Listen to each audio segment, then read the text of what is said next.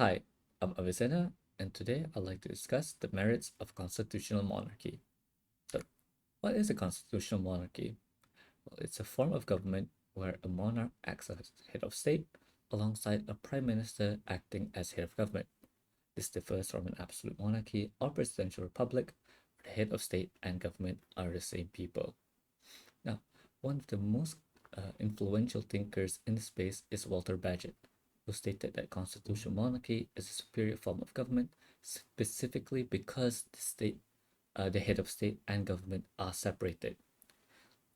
Now, Walter Bagehot was somewhat of a classist. He believed that the working class could simply put, could not handle the shift to democracy. As such, he proposed that the constitution be split into two. First, the monarchy, which is the quote unquote dignified part of the government. While the monarchy would hold no real political power, their role was to impress and satisfy the public into thinking that, despite the onset of democracy, nothing had changed. All this while the elected parliament, the efficient part of government, would be the one actually running the country. Nowadays, democracy is the norm, so there's no need to fool anyone.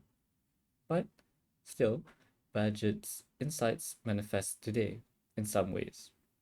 The monarch's role remains largely ceremonial, as a symbol of continuity and stability, source of national pride, and in some countries, religious leadership.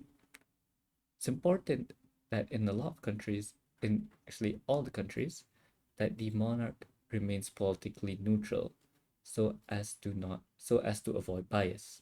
Now let's examine a few countries and how their monarchs behave.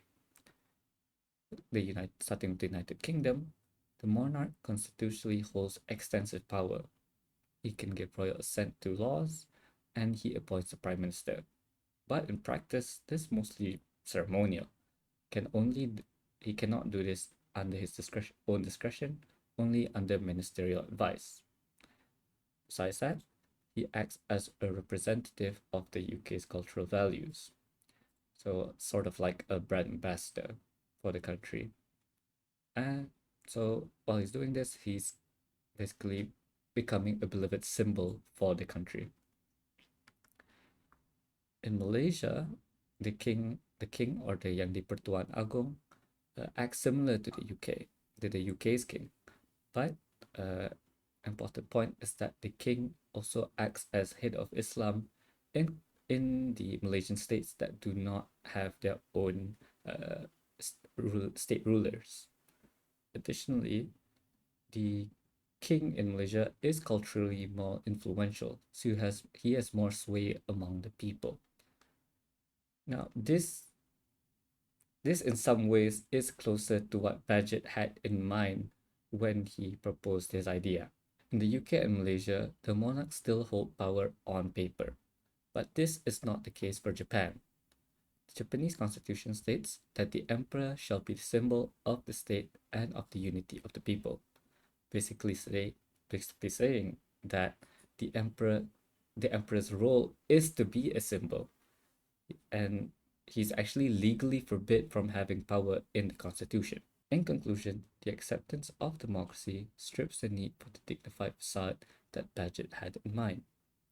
Nevertheless, constitutional monarchies are still culturally accepted and even beloved by many as symbol of unity and stability, especially in times of political unrest. So, in my opinion, Bagehot had the right idea in mind when he said that constitutional monarchies are superior because of the separation of head of state and government. But maybe just ignore the classist parts of his argument. That's all from me. Thank you.